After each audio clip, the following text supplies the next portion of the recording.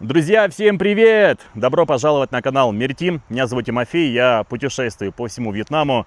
Сейчас я нахожусь в лесах, горах области города Далата. Здесь, кстати, потрясающая комфортная погода, где также приходит вдохновение поделиться с вами полезными историями. Надеюсь, этот формат будет для вас полезным. Ставьте лайк, мы начинаем.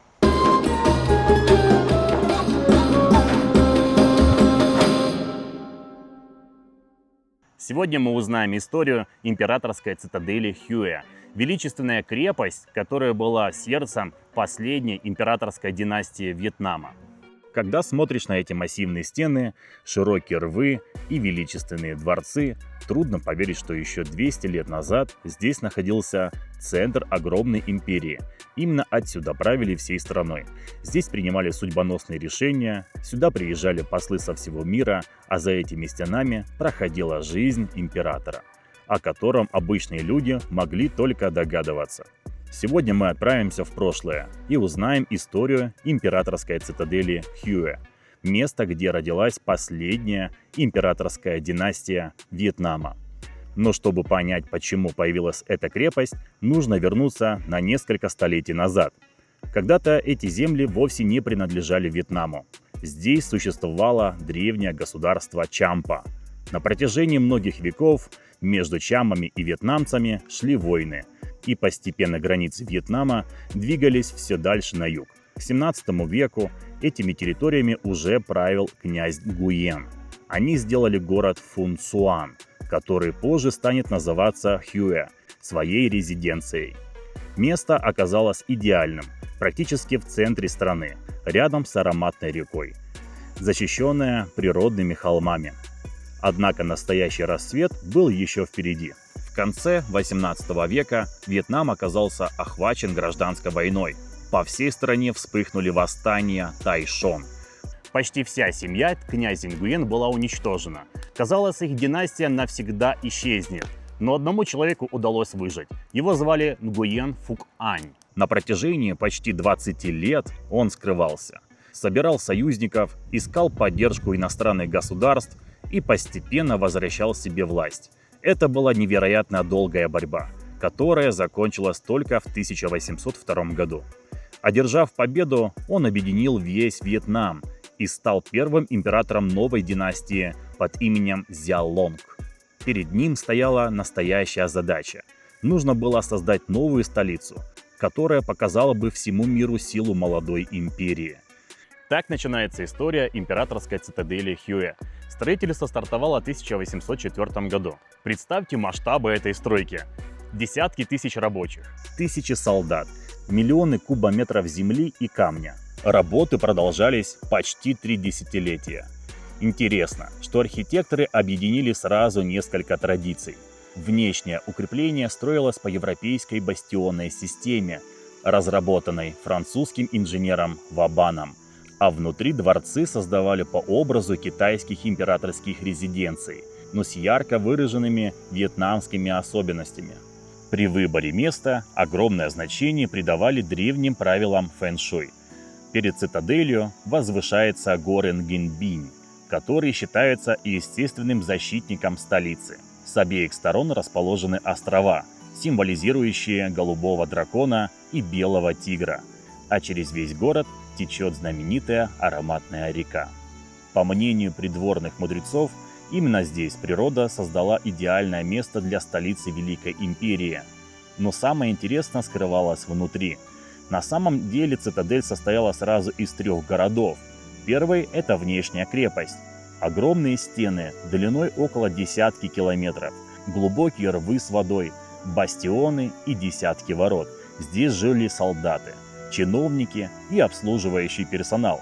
Дальше располагался императорский город. Именно здесь находились главные государственные здания. Во дворце Тханьхуа проходили церемонии, коронации и приемы иностранных послов. Здесь же министры ежедневно докладывали императору о положении дел в стране. Но существовало место, куда попасть было практически невозможно. Это запретный пурпурный город. Если сравнить с Китаем, то это был собственный аналог знаменитого запретного города в Пекине.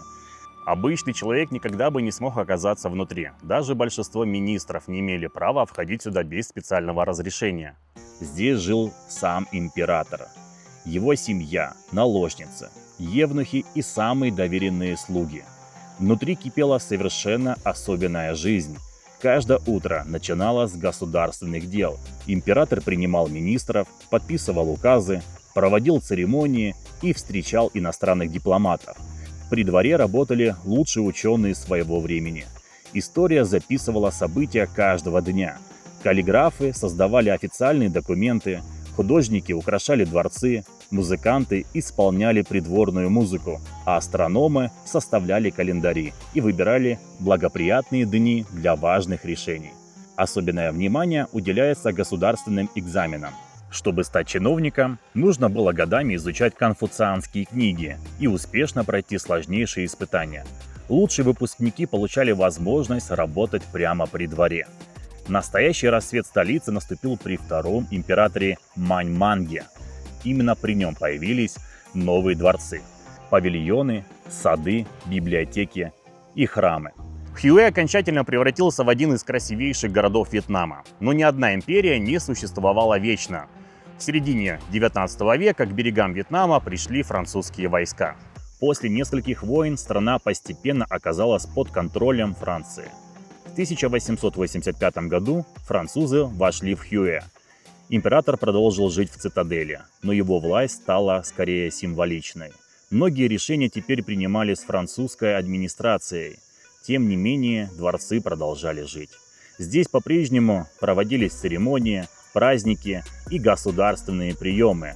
Так продолжалось до середины 20 века. Последним императором Вьетнама стал Бао Дай. Во времена Второй мировой войны французов сменили японские войска. После капитуляции Японии во Вьетнаме началась Августовская революция. 30 августа 1945 года произошло событие, которое изменило историю страны. Именно здесь, в императорской цитадели, Бао Дай официально отрекся от престола. Он передал имперскую печать и меч представителям новой власти. Так закончилась почти полуторавековая история династии Нгуен и многовековая эпоха вьетнамской монархии. Казалось бы, теперь цитадель должна была стать музеем. Но впереди ее ждали самые страшные испытания. Во времена войны во Вьетнаме именно Хюэ оказался в центре одной из самых ожесточенных сражений. Артиллерия, танки и авиация практически стерли с лица земли большую часть императорского комплекса. Когда война закончилась, от никогда роскошной столицы остались руины. Лишь спустя десятилетия началось настоящее возрождение. После включения комплекса в список всемирного наследия ЮНЕСКО специалисты приступили к масштабной реставрации. Они изучили старые фотографии, архивы, чертежи и древние записи, чтобы максимально точно восстановить дворцы такими, какими они были 200 лет назад. И эта работа продолжается до сих пор. Сегодня императорская цитадель Хюэ – это не просто туристическая достопримечательность. Это место, где буквально ощущается дыхание истории. Каждый дворец, каждый мост, каждый камень напоминает о том времени, когда именно отсюда управляли всей страной. Гуляя по этим улицам, легко представить, как здесь проходили императорские процессии, звучала придворная музыка, маршировали стражники и принимались решения, которые меняли судьбу миллион людей. Возможно, именно поэтому Хюэ производит такое сильное впечатление. Это не просто древняя крепость, это память о последней великой империи Вьетнама. Друзья, спасибо, что досмотрели этот выпуск до конца. Если формат таких историй актуально сейчас в наше время для YouTube, поддержите видео лайком. Всем пока!